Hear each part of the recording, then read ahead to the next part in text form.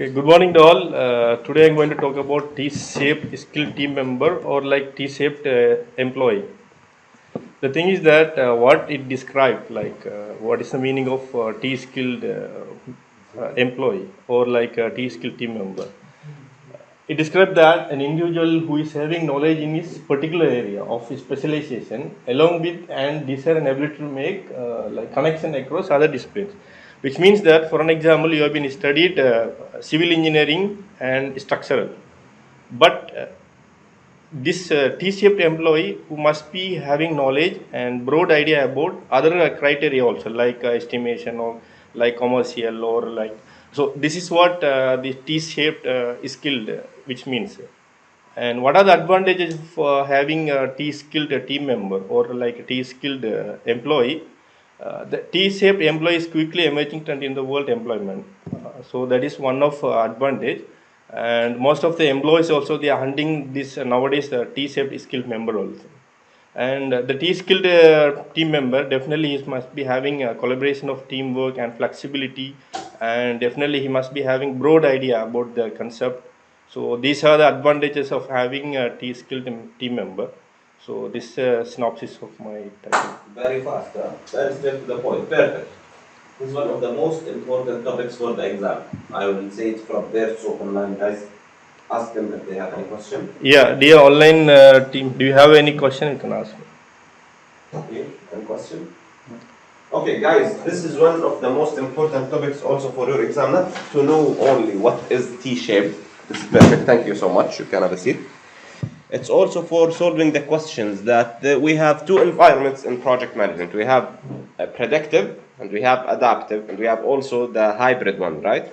We have mentioned that in agile and predictive, it's more into creative fields, IT, design development, and design for, let's say, softwares, design for websites, and so on. All of those creative fields are based on having and employing T-shaped personnels, because they want that core experience to be very strong, which is the I-shaped on the left. I believe I can start here. Is it showing? Yes. So the I-shaped is very important, that this guy is experienced in a certain area. Maybe he's a programmer, he's a script writer, he's a copywriter, he's whatever, and he can perform very well in the other areas. So if there is an absence of VJ, Jasser can solve the problem. If Jasser is not there, Joe can solve the problem. If Joe is not there, Mr.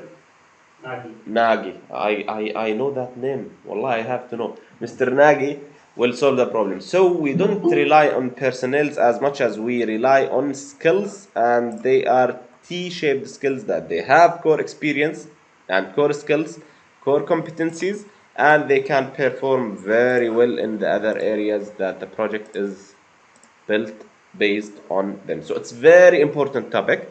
In traditional and predictive environment, we are mostly working with I-shaped, or we are experts in one areas. Let's say in construction, if you have a brickwork builder or mason, he will not be experienced in tiling.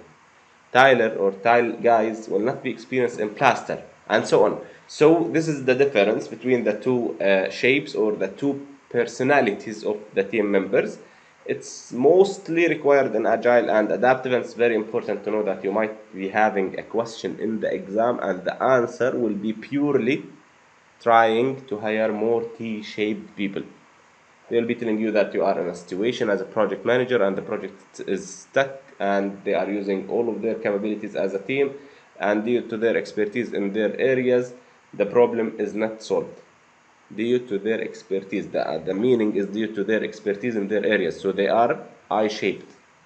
What is the solution as a project manager? Acquire from other departments or hiring more T-shaped personnel who can perform in all the areas and they have their own I-shaped expertise.